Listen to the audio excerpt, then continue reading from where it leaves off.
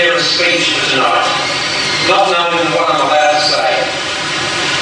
My children think I talk too much, and Daniel has told me not to lecture because I get enough of it from me at home.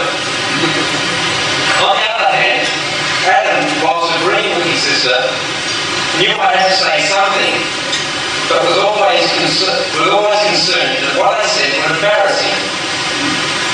So I turned to Susan and asked her advice, and like the loving mother that she is, she said, "Tell everyone he is gorgeous," between crises. And that statement gave me the lead I needed. There have been a number of crises in our house since Adam came along, the day after Yom Kippur in 1971. The first being his reluctance to say hello following his birth. Some 3 years ago, he again put us to the test following an accident. However, in recent months, his inquiring mind and eagerness to see how things work has caused us no end of excitement, to put it mildly. First, in winter, he wanted to chop firewood with a hatchet, which is a small axe.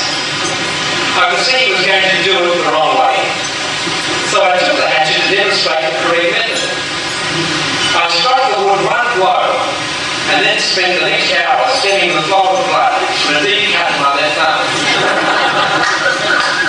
A Swiss pocket knife I brought him following my overseas trip in July worked magnificently on the rope supporting my golf net. But Adam's pièce de résistance was at the opening ceremony of the 1984 Olympic Games in Turak. Never before in the history of the Olympic Games was the fire brigade called out to extinguish the Olympic flame. That's my boy.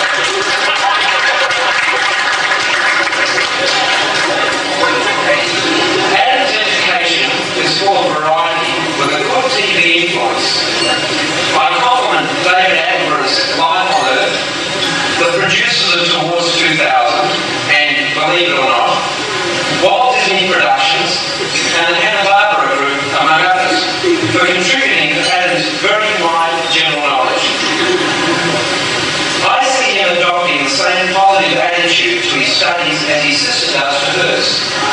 And I also compliment his teachers at Mount Scopus College. Adam, in synagogue yesterday, you heard many words of encouragement for the future. I also want to encourage you, and I do so referring to 4 people sitting at this table who love you very much.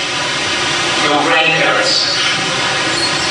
They came to Australia because there was no future for them in their home countries.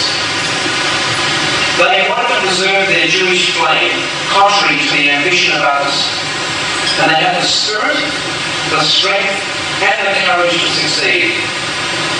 Adam, always remember their example, and remember to keep your Jewish flame burning strongly. Remember this. There will be times when things don't go your way, or as you planned. Don't lose heart.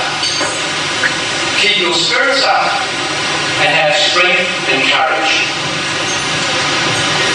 Last week, as you rehearsed at the synagogue, Rabbi Mendel told you to project your voice about 1 metre above the cloth on the far wall, and in doing so, you would ensure that everyone would hear you.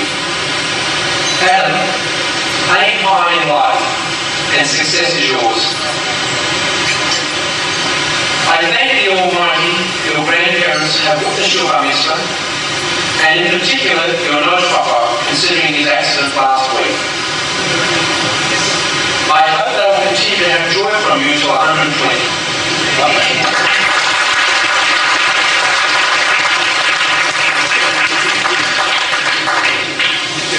About 17 and a half years ago, on the most important day in Susan's and my life, I gave a speech to an audience like this, and in my excitement, I sat down and did not give my new wife a kiss.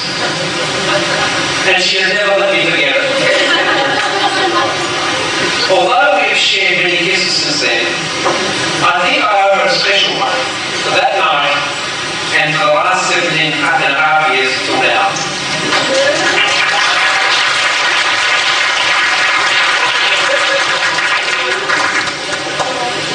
Susan single-handedly planned and prepared for our celebration tonight, and also assisted Adam with his Mitzvah practice during the last year. I was away for several months this year, and since coming home, have been quite nervous about everything in relation to the Mitzvah.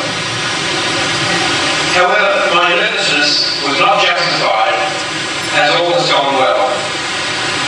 Thank you, Susan, with all my heart.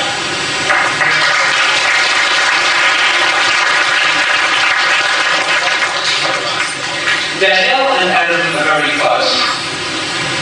She is an inspiration and example to him. She also fusses over him. Yesterday, she styled his hair before going to the synagogue, and then sat upstairs and watched him with pride. Adam continually looked up to his sister for approval. Danielle and Adam, this affection is most reassuring to Mummy and I. I would like to thank Rabbi Mendel for his contribution to our celebration. His advice and help in our home and in the synagogue is most appreciated. Yesterday, I could see how much he enjoyed Adam's bar mitzvah, which I believe was due to the relationship developed between them since the rabbi took office.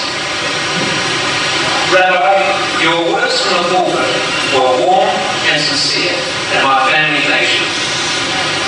We wish you success with your role in the rejuvenation of the Melbourne Hebrew congregation.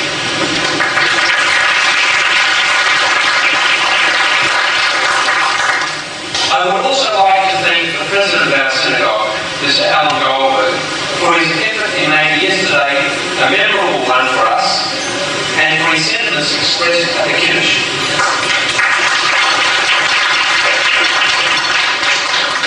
Alan, congratulations on completing your first year in office, and I wish you continued support from our members as well as the Jewish community at large.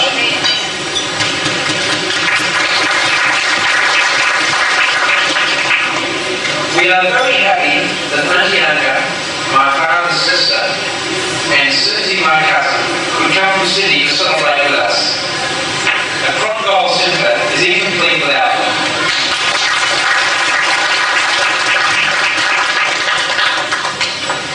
Susan's aunt, uncle, and cousins from Sydney, Stephen and Eva Susan, Karen, Ivan, Penny, Adam, and Shirley are here.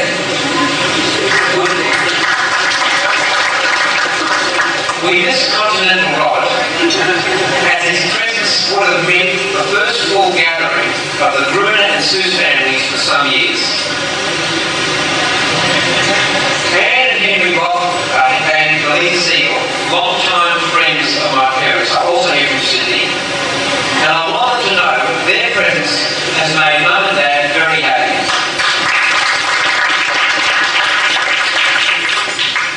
I extend a very warm welcome to His Excellency, the Israeli Ambassador to Australia, Mr. Ben Yaakov, Mrs. Ben Yaakov, and Mrs. Sarah Siegel, Mr. Ben Yaakov's sister. We are honoured that they share our sister with us. In concluding, I want to thank all of you, our friends, for celebrating with us in the synagogue yesterday and here tonight. Our family sincerely appreciate your greetings and kindness and wish you all happiness. Thank you.